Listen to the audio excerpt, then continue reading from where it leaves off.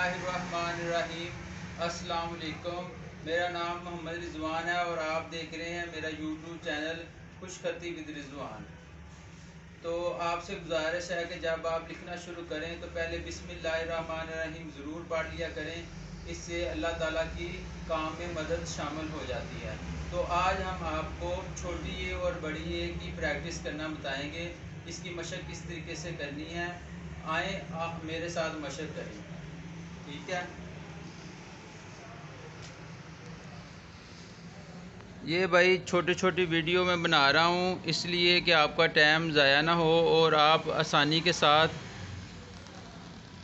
लफ्ज़ों को सीख सकें। ये देखें भाई, छोटी ये बना रहे हैं। ये आपने 4 से 5 सफ़े लिखने हैं इस तरीके के साथ। ये देखें, कलम को इस तरह पकड़ना है, नीचे छोड़ना है, इधर इस लाइन से हमने दायरा बना लेना है। ठीक है, ये छोटी ये है और ये भाई बड़ी ये है। इस तरीके से नीचे 2 नुक्ते डाल लेने हैं। इसकी मशक आपने बार बार करनी। ये देखिए, ऐसे जैसे हम रे बनाते हैं इस तरीके से, फिर ऐसे हमने लंबा इसको खींच लेना है। ठीक है, ये आपने भाई बार बार लिखना है लाइनें लगा के।